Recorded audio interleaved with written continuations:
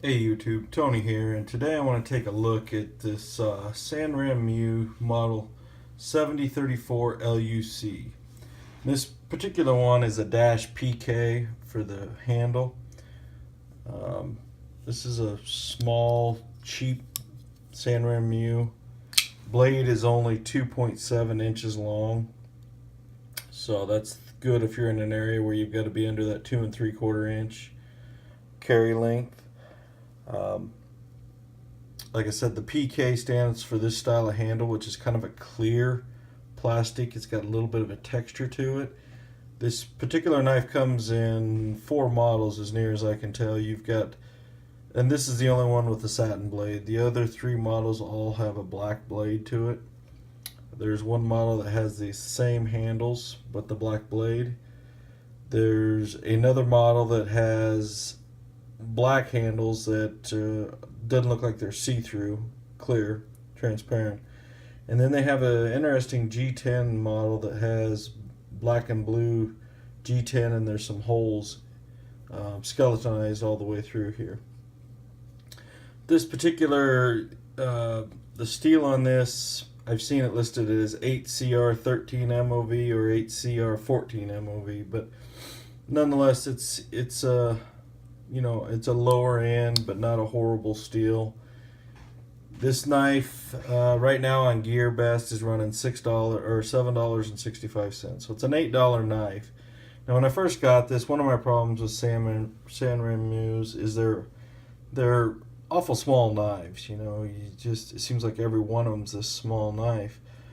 But this particular one, what I like about it, it's a flipper or a thumb stud. I don't recommend the thumb studs, but it's got a really good detent. The thing just flies out there. You know, it'll flip out there, no problem. Which is, you know, kind of odd with that small of a knife.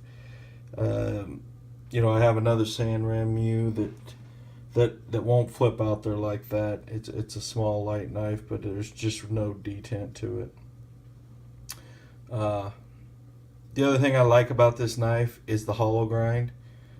The hollow grind's probably my favorite grind for my pocket knives, for what I use them for. You can just get them extra sharp. And you know, it's got this nice looking swedge here, but the swedge and the big thumb ramp and all this kind of reminds me of a pterodactyl for some reason. I don't know why. It just, when I look at it, I think of Frankie on Birdshot 4 naming knives, and to me this is the pterodactyl knife.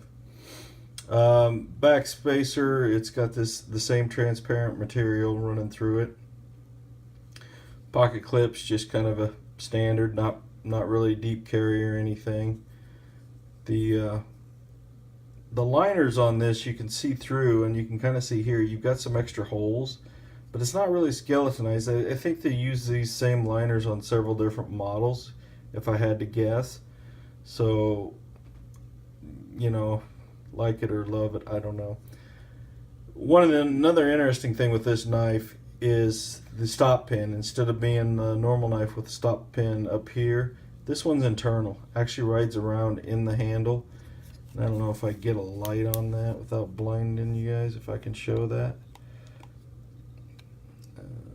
Kinda. But you can kind of see where yeah, you can see the groove where the stop pin runs around, so it's kind of interesting in that regard. But yeah, just a really small knife that really snaps out there. Compare it to like the Sanrenmu 710 that a lot of people have, and of course compare it to the Skyline, which I normally do. So it's a small knife. It's really a 3-finger. You're only going to get 3 fingers on this. You know, your pinky's going to be hanging off, but it's just it's an option. It's right now it's probably one of my favorite Sanrenmu's. I wish I had a bigger knife of theirs.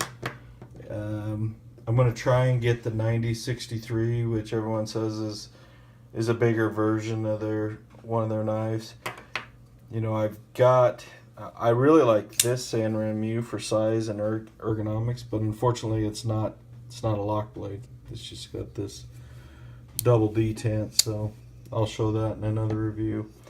Yeah, if you happen to be in the market for a real cheap, under $10, and you want a nice small pocket knife that's lightweight and under that 2 3/4 inch blade length, check it out. It's the 7034. I'll leave a link down in the description. Like and subscribe. Thanks, and see you on the next one.